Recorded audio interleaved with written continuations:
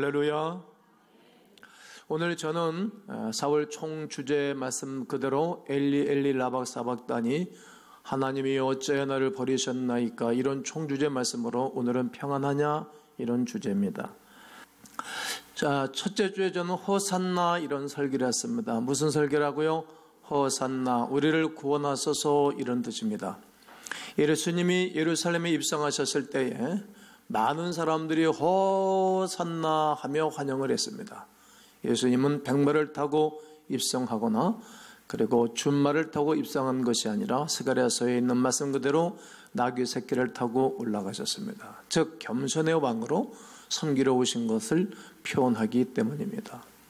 그때 많은 사람들이 종려나무 가지를 흔들고 환영식을 했고, 또 많은 사람들이 길에다가 종려나무 가지를 깔았고 옷을 벗어 겉옷을 불어서 깔았습니다. 그때 지나고 나시면 또 사람들이 앞에다 깔고 또 앞에다 깔고 하면서 많은 사람들이 기뻐하고 즐거워했습니다. 이스라엘 백성들은 왜 그랬을까? 원인은 하나입니다. 이유는 한 가지입니다. 당시에 이스라엘 나라 사람들은 로마의 속국으로 유린을 당했기 때문이지요. 그들의 역사 속에 다윗 왕처럼, 그들의 역사 속에 이 모세 지도자처럼 예수님이 저들의 횡포와 군마의 말발굽에서 건져주시기를 원하는 마음으로 호산나 구원을 외쳤던 것입니다.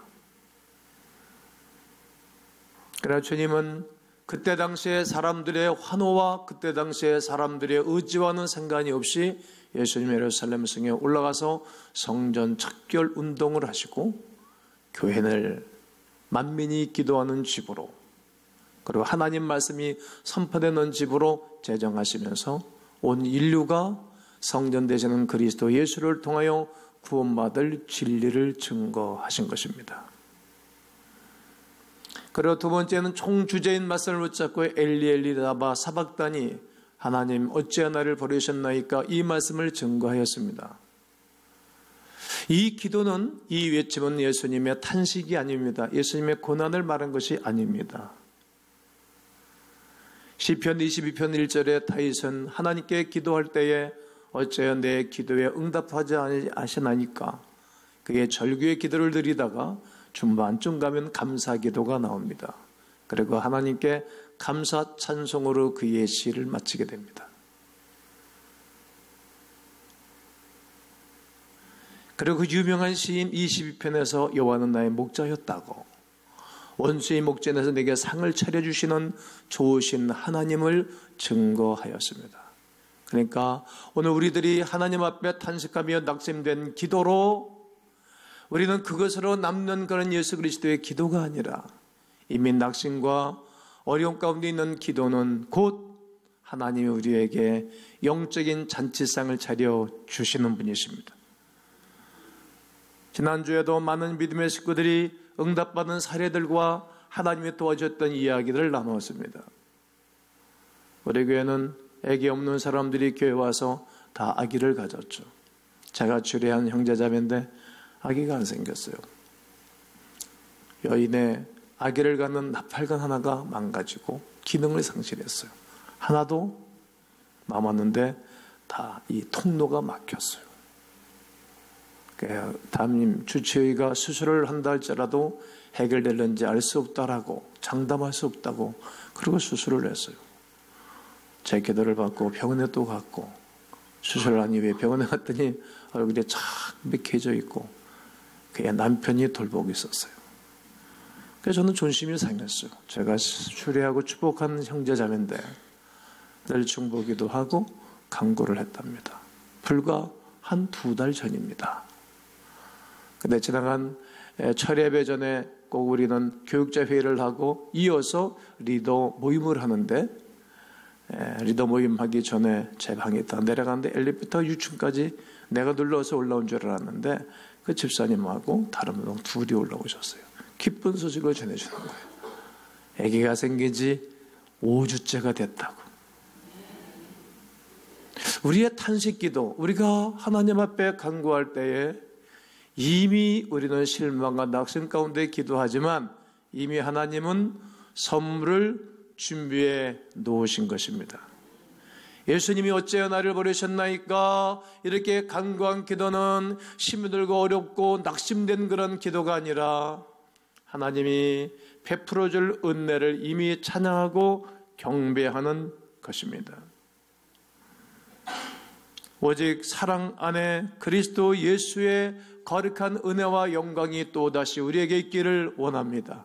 오늘은 셋째 주에 평안하냐? 따라해 보시겠습니다. 평안하냐?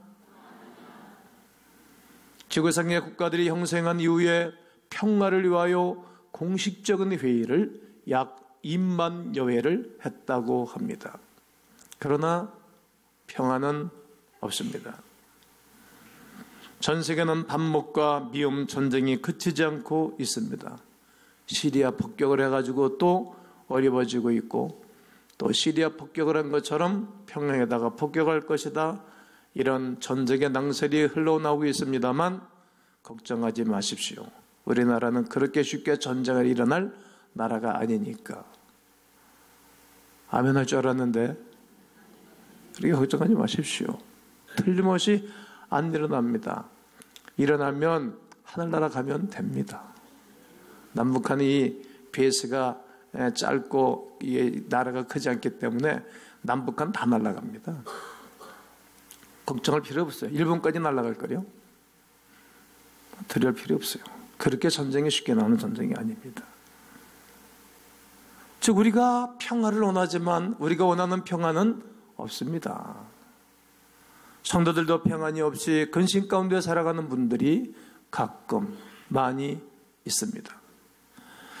그러므로 성도는 어떤 절망적인 상황 가운데서도 낙심하지 말아야 할 이유가 있습니다.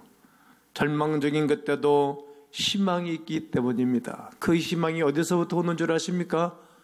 죽으셨다 부활하신 예수 그리스도에게로부터 오는 사건입니다. 그런 의미에서 부활신앙만큼 복된 것은 없습니다.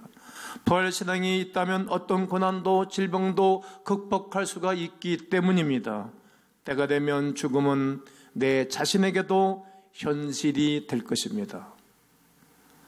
인생 죽음을 정하신 하나님은 예수님 안에서 부활도 약속하셨기 때문입니다. 성도에게 죽음은 영생으로 들어가는 관문이 되는 것입니다. 그래서 부활은 큰 위로가 됩니다. 그러므로 늘 부활신앙을 가지고 살아가야 할 것입니다. 부활신앙을 가지고 산다는 것은 자신에 대하여 확신하는 삶을 사는 것입니다. 본문 1절에 보면 부활하신 예수님을 처음 본 사람들은 남정네들이 아니었습니다. 여인들이었습니다. 안식일이 다 지나고 안식구 첫날이 되려는 새벽 미명에 막달라 마리아와 다른 마리아가 무덤을 보려고 갔더니 예수님의 수제자 베드로도 아니고, 그리고 요한과 야고보, 바들레메, 다른 사람들이 아니라 부활의 주님의 묘담에 제일 먼저 올라가서 부활의 주님을 만난 사람들은 막달라 마리아와 다른 마리아, 여인들이 제일 먼저 부활의 주님 앞에 갔다는 것입니다. 주님은 왜 자신의 부활을 12제자 되신 막달라 마리아에게 먼저 주어줬을까요? 막달라 마리아는 어떤 여인이었습니까? 귀신 들렸던 여인입니다. 군대 귀신, 아주 귀신도 차이가 많습니다. 강한 귀신이 있고 약한 귀신이 있어요. 똑같은 사람도 지식이 많은 사람이 있고 적은 사람이 있고 돈 많은 사람이 있고 적은 사람이 있잖아요. 힘 좋은 사람이 있고 힘 없는 사람이 있다고. 귀신도 다 차이가 있습니다. 큰 귀신, 군대 귀신 들렸던 여인입니다. 그러나 그는 주님으로부터 죄사함의 은총과 더불어 그 더러운 귀신에서 자유함을 얻었습니다. 얼마나 감격스러웠을까. 여러분, 우리가 어렵고 힘들었을 때 주 예수 그리스도로 하여금 은혜를 받았던 경험들이 얼마나 많습니까? 크고 작은 일들이 말이죠. 이 여인은 그것을 기억하는 거예요. 다른 남종네들은, 제자들은 다 무서워서 동참하고 참여하지 않았지만 두렵지가 않았어요. 무섭지가 않았어요. 기쁘고 즐겁고 그 내가 너무 컸어. 나의 주님, 나의 예수, 그분이 무덤에 갇히신 그 무덤을 새벽에 가는 것입니다. 하나님의 은혜는 유능하고 또 유명한 사람인 것이 아니라 하나님의 사람, 주님을 사랑하고 추구하는 사람들의 것입니다. 예수님 당시 여성들의 주인은 너무나 형편없었던 것을 여러분들은 잘 알 것입니다. 그러나 주님의 사역에는 여성들의 역할이 얼마나 크고 존귀했는지 모릅니다. 누가복음 8장 1절로 3절을 보면 막달 마리아, 요한나, 수산나를 비롯한 여러 여자가 자기들의 소유로 예수님의 사역을 잘 감당하고 쓰임받는 모습을 보게 됩니다. 그들의 은밀한 후원으로 예수님의 복음사역에 큰 역할을 감당하고 있었습니다. 사람은 사실상 별로 큰 차이가 없습니다. 성경을 보면 믿음이 강한 사람들도 대부분 넘어진 사람들이었다는 것을 볼 수 있게 되어집니다. 하물며 하늘의 불을 끌어당기면서 악한 자를 물리쳤던 엘리야 같은 사람도 그가 죽음 직전에 위기가 오니까 가장 주력량을 쳐서 광야에 도망가서 생명을 포기하는 기도하는 소리를 들을 수 있게 됩니다. 그것이 인간의 실상입니다. 그래서 인간은 하나님께 소망과 희망을 두셔야 됩니다. 하나님이 붙잡아 주시면 부족한 사람도 반드시 아름답게 귀하게 쓰임받을 수 있기 때문이지요. 모세는 지팡이 하나로 엄청난 일들을 행했습니다. 네 손에 가지고 있는 게 뭐니? 내 지팡이 하나입니다. 양을 돌보고 지켰던 40년의 목자 삶을 살았기 때문이죠. 야, 지팡이에 던져봐라. 던졌더니 뱀이 됐어요. 야, 꼬랑지를 잘라봐라. 왜 잘못 만지면 앞에서 잘못 얼쩡되면 뱀에 물려 죽을 수 있으니까 꼬랑지 만져봐. 뒤로 가서. 또 무서워서 모세가 못 만졌을 거라고. 꼬랑지 맞았더니 다시 지팡이가 됐어요. 아, 지팡이의 능력이 있는 것이 아니라 하나님이 모세에게 함께하는 것을 안 것입니다. 한 것입니다.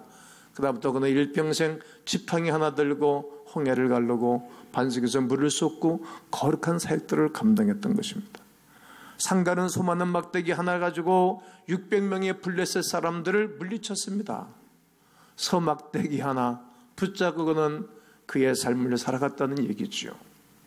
또 사울 같은 사람들은 그의 몸에서 있는 손수건이나 수건을 갖다가 환자들에게 환치해 놓으면 환자가 치료되고 귀신이 떠나갔습니다. 뭔 말입니까? 손수건의 능력이 있는 것이 아니라 바울에게 함께했던 하나님의 능력이 함께하면 되는 것입니다. 이 세상에 사는 사람들 중에 쓸모없는 사람은 한 사람도 없습니다. 왜 나는 이렇게 되었는가? 나는 지식이 부족해. 나는 경제력이 부족해. 난 이런 것들이 부족해. 그렇게 말할 필요가 없습니다. 누가 부활의 주님이 여러분과 나오게 함께하고 부활의 주님이 쓰시고자 하시면 능가지 못할 일이 없습니다. 우리가 지금 이곳에서 예배를 드리고 있는데 우연히 어디 있겠습니까? 하나님의 필연 가운데 여러분과 제가 만나 예배하고 경배하듯이 말입니다. 다 필요해서 이곳에서 만나게 하신 것입니다. 하나님이 이처럼 우리를 통해 큰 일을 이루시기를 원하신다는 사실을 믿고 자신에 대하여 자신의 넘치는 확신을 가지고 사시기를 주의 이름으로 축복합니다. 부활의 신앙을 가지고 산다는 것은 현 위치에서 새롭게 출발하는 것입니다. 막달라 마리아가 무덤에 왔을 때 주의 천사가 하늘에서 내려와서 말했습니다. 너희가 예수를 찾는구나. 예수님의 말씀대로 살아나셨다. 빨리 제자들에게 이 사실을 알리고 예수님이 제자들보다 먼저 갈릴리로 가실 것이니 거기서 예수님을 배우라고 말씀하고 있습니다. 10절 말씀을 오늘 본문을 보면 예수님이 직접 나타나서 말씀하셨습니다. 무서워하지 말라. 가서 네 형제들에게 갈릴리로 가라 하라. 거기서 나를 보리라. 왜 예수님은 제자들에게 갈릴리에서 다시 만나자라고 말씀하신 것입니까? 그 지명이 좋아서일까요? 거기가 땅이 좋아서일까요? 부동산 가치가 있어서 그랬을까요? 아닙니다. 예수님의 첫 번째 사역은 어디서 시작했습니까? 갈릴리에서 시작했습니다. 갈릴리에서. 그리고 거기에 있는 시골 사람들, 어부, 촌 사람들, 베드로, 야고보, 요한을 제일 먼저 불러내셨죠. 장사 잘하는 사람, 머리에 좋은 사람, 공부 많이 하는 사람, 정치인, 경제인 사용하지 않았습니다. 소박한 사람들. 밤새도록 그물을 던지면서 고기를 잡는 사람들, 한 마리도 안 잡혀도 끝까지 하는 사람들, 집념의 사람들을 부른 거예요.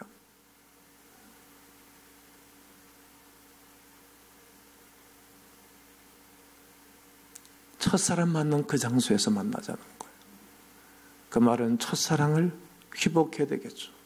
여러분, 부활의 주님을 만나는 거룩한 은혜와 놀라운 역사를 경험하는 여러분과 저에게는 왜 주님이 갈릴리에서 만나자고 말씀하셨을까요? 첫사랑 회복하고 다시 시작하라. 여러분, 첫 마음이 얼마나 귀중한지 몰라요. 초심이라 그러잖아요. 초심. 목회자인 저는 제가 개척교회를 시작할 때 목양지가 없어서 불을 짓고 기도하고 철야기도 할 때 그 마음을 평생 안 잊는 거예요. 교인들이 아무도 없을 때, 한 번 오셨을 때 그분을 귀하게 여기고 사랑하듯 평생토록 그 마음을 가지고 목회하는 거예요. 사업하는 분들도 처음 사업을 할 때 다 구비된 사람이 누가 있겠어요? 다 어렵고 힘들죠. 그때 그 마음 가지고 사는 거예요. 좋아지면 좋아질수록에 나의 직원들을 귀하게 여기고 나 혼자 포획하는 것이 아니라 나눌 줄 알고 잘하게 하는 사람. 세월이 가고 시간이 갈수록에 나비 효과를 발휘하면서 주변 사람들이 다 행복해하는 사람들. 그럼 나도 우리 사장님처럼 사업하고 살리라 보여주는 것입니다. 교회학교 학생들이 선생님들 말을 안 듣죠. 참 곁길로 가죠. 그러다 변함없이 짜장면을 사주고 변함없이 시간을 내주고 변함없이 극장을 같이 가지고 변함없이 얘기를 하고 도닥 끌어주는 선생님. 유명한 얘기겠잖아요. 우리 교회. 그래도 우리 교회 우리 담임 선생님의 참 귀해.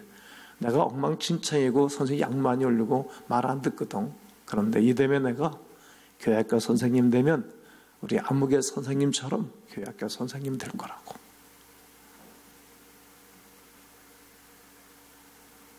그 첫사랑 변함이 없는 거예요. 많은 여인들이 결혼하고 난 다음은 당신이 변했다고 남자들한테 얘기한다는 거예요. 근데 이러면 변한 게 아니라 그게 원래 남자의 마음이래요. 결혼하기 전에는 잘했는데 결혼하고 나면 엉뚱한 짓 하고 엉뚱한 행동하잖아요. 그게 남자의 마음. 애당초로 돌아간 것뿐이래요. 그렇게 산 사람인데 그걸 몰랐고 안 보여준 것뿐이지. 돌아간 거 옛날로 돌아간 거예요. 남자들은 그러면 안 되지. 첫사랑으로 돌아가세요. 첫사랑으로. 예수님이 그걸 부르는 거예요. 야 베드로, 야고보, 요한, 바돌로메, 야 거기서 다시 만나. 시골에서 만나. 호숫가에서 만나. 첫사랑으로 회복하라는 뜻입니다. 부활절에 이 말씀이 여러분과 나에게 전해지는 귀한 메시지는 첫사랑을 회복하고 다시 시작하라. 여러분, 때로는 어려움이 있어도 결코 꿈을 포기하지 아니하는 이유가 있어요. 첫 번에 시작할 때 우리가 얼마나 꿈이 있었나요? 얼마나 열정이 있었나요? 얼마나 희망이 있었나요? 불굴의 사람들이 아니었나요? 근데 조금 어렵고 힘들면 돌아서고 낙심하고 낭망하죠. 오늘 이 시간에 다시 출발하기를 원합니다. 저는 요즘 이 찬송을 많이 불러요. 마음속에 어려움이 있을 때, 마음속에 어려움이 있을 때, 마음속에 어려움이 있을 때 주님 내게 먼저 오사 내 마음을 만지고 주님 앞에 나올 수 없을 때, 주님 앞에 나올 수 없을 때, 주님 앞에 나올 수 없을 때 주님 날 먼저 안으시네.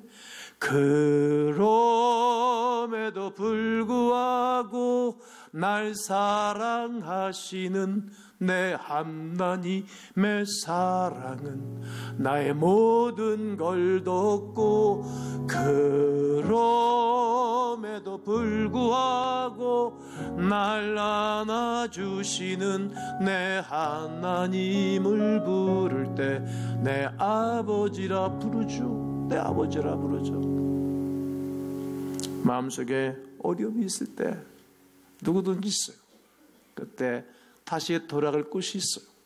다시 부를 곳이 있어요. 다시 찾을 대상이 있어요.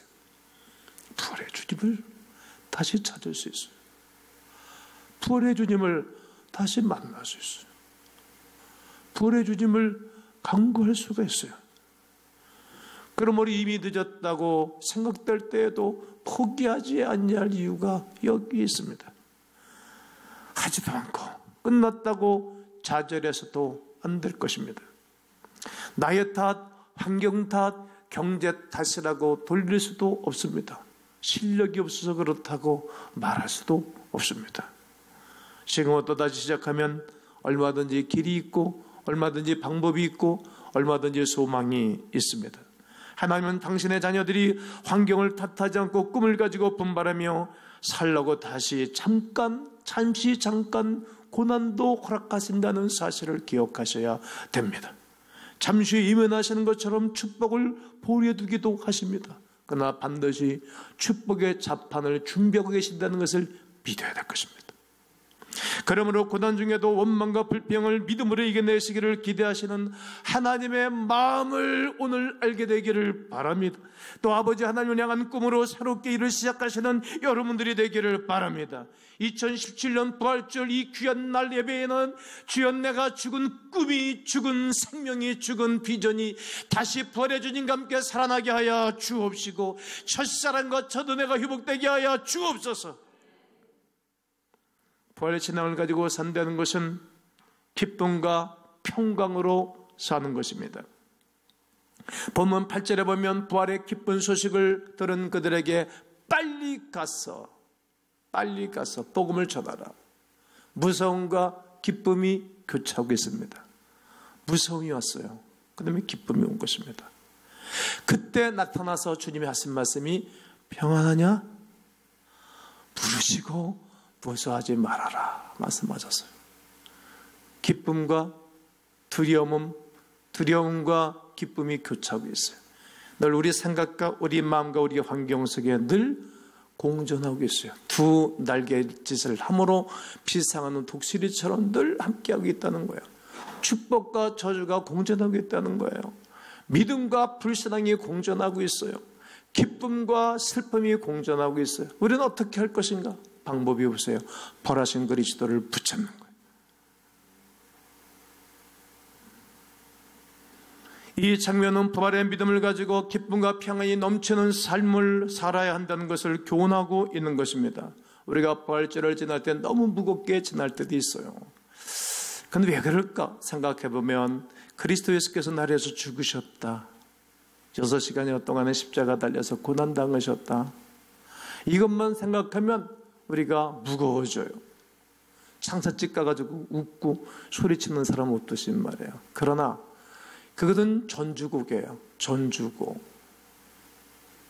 매사에 곡이 시작하게 되어지면 전주가 있듯이 그래 그리스도의 죽으심은 뭐 때문에? 부활 때문에. 그리스도의 고난당하심은 무엇을 위하여? 평안을 위하여 당하셨으니까 열매를 바라보셔야 돼요. 저는 성찬식을 행할 때도 심플하게 탁 하고 말죠.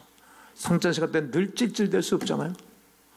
힘이 우리는 목욕한 사람, 우리 이미는 발 씻은 사람들인데 언제까지 찔찔대게 하세요? 감격으로 식사를 하는 거예요. 음식 먹을 때 울면서 마음 생에서 보면 체하잖아요. 소화도 안 되고. 그러니까 이미 우리에게 베풀어주는 사랑을 누리는 거예요. 기뻐하는 거예요. 즐거워하는 거예요. 기뻐하는 거라는 말이에요.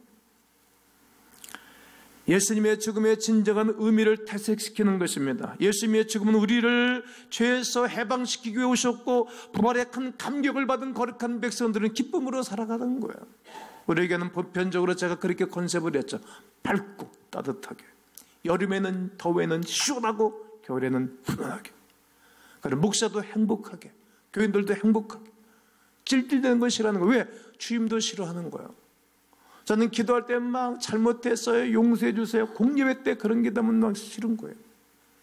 그러면 저는 아멘도 안 하고 주여 주여 그래요. 오늘 대표 기도는 용기 있게 힘 있게 해서 내가 너무 좋거든요. 아멘 소리가 나오고 그게 성도의 삶이에요. 그게 부활의 신앙이라는 것입니다. 기쁨과 평안함으로 살아가는 것입니다. 부활절은 성탄절만큼 기쁜 날입니다. 그리스도 오신 것만큼 기쁜 날이고 왜? 부활의 기초가 되기 때문입니다. 여러분 기뻐하시죠? 옆분의 눈을 동그랗게 보면서 해보세요. 기뻐하시죠? 물어보세요. 감사하시죠? 물어보세요. 여러분 부활주일 아침 오늘 이 예배에 오셨는데 여러분 기쁨으로 사시기를 축복해요. 감사하며 사시기를 주의 이름으로 축복합니다. 가운가정 여러분, 어떤 일이 있어도 두려워하지 마십시오. 염려하지 마십시오. 고민하지 마십시오. 왜냐하면 부활하신 주 예수 그리스도가 이 땅에 오셔가지고 평안하냐 물으셨기 때문입니다. 그 말은 무사하고 있구나, 두려워하지 말아라. 나는 알파와 오메가, 처음과 시작이다. 너희 주인이다. 마음속에 어려움이 있어도 두려워하거나 겁먹지 말아라. 그럼에도 불구하고 도우신 하나님의 거룩한 은혜가 오늘 이부 예배에 오신 여러분 모두에게 있기를 주의 이름으로 축원합니다.